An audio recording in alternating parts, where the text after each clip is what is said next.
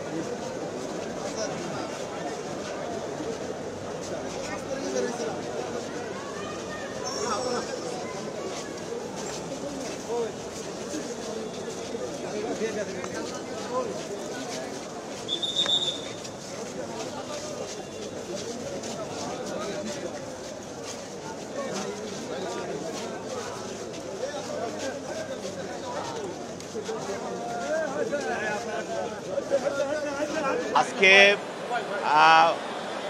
মাননীয় বিজ্ঞ সিএমএম আদালতে বৈষম্য বিরোধী ছাত্র আন্দোলনের বিভিন্ন হত্যা এবং হত্যা মামলা, হত্যা চেষ্টা মামলার বিশেষ করে আসামি ফ্যাসিস্ট হাসিনার অন্যতম সহযোগী সাবেক অবৈধ আইনমন্ত্রী আনিসুল হক, সালমান এফ রহমান এবং শাহজাহান খান এবং কয়েকজন এমপি এবিএম তাজুল ইসলাম এবং সরওয়ার জাহান বাদশাহ সহ কয়েকজন নেতাকর্মীকে আজকে বিজ্ঞ আদালতে তদন্তকারী কর্মকর্তা বিভিন্নভাবে বিভিন্ন দরখাস্ত দিয়ে তাদেরকে গ্রেপ্তার দেখানো এবং রিমান্ড চেয়ে দরখাস্ত প্রদান করে।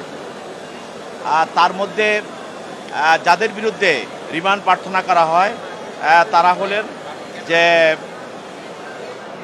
সাবেক অবৈধ আইনমন্ত্রী আনিসুল হক, সালমান এফ রহমান এবং শাহজাহান খান। তার বিরুদ্ধে একটি হত্যা মামলায় রিমান্ড প্রার্থনা করা হয়। সেই মামলায় 5 দিনের রিমান্ড চাওয়া হয়। তার পক্ষে তাদের আইনজীবী ছিল, তার 2 দিনের রিমান্ড মঞ্জুর করা হয়। আরেকটি হত্যা মামলায় আপনারা জানেন যে রিয়ার অ্যাডমিরাল সোহেল, নৌবাহিনীর একজন অ্যাডমিরাল, তিনিও ফ্যাসিস্ট হাসিনার একজন অন্যতম সহযোগী, তার বিরুদ্ধেও রিমান্ড প্রার্থনা করা হয়। 3 দিনের রিমান্ড মঞ্জুর করা হয়। এছাড়াও যে আরেকজন এমপি এবং সে হলো ঢাকা 5-এর, আপনারা জানেন যে কাজী মনির ইসলাম মনু, তাকেও যাত্রাবাড়ি একটা হত্যা মামলায় তার বিরুদ্ধে রিমান্ড প্রার্থনা করা হয়। সেখানে 1 দিনের রিমান্ড মঞ্জুর করা হয়। এইভাবে আরও যারা এমপি সরওয়ার জাহান বাদশাহ এমপি, তাকেও একটি মামলায় গ্রেপ্তার দেখানো হয়। আরও যারা আওয়ামী লীগের নেতাকর্মী তাদেরকে গ্রেপ্তার দেখানো হয়। যাদেরকে গ্রেপ্তার দেখানো হয় তাদেরকে জেল হাজতে প্রেরণ করা হয়।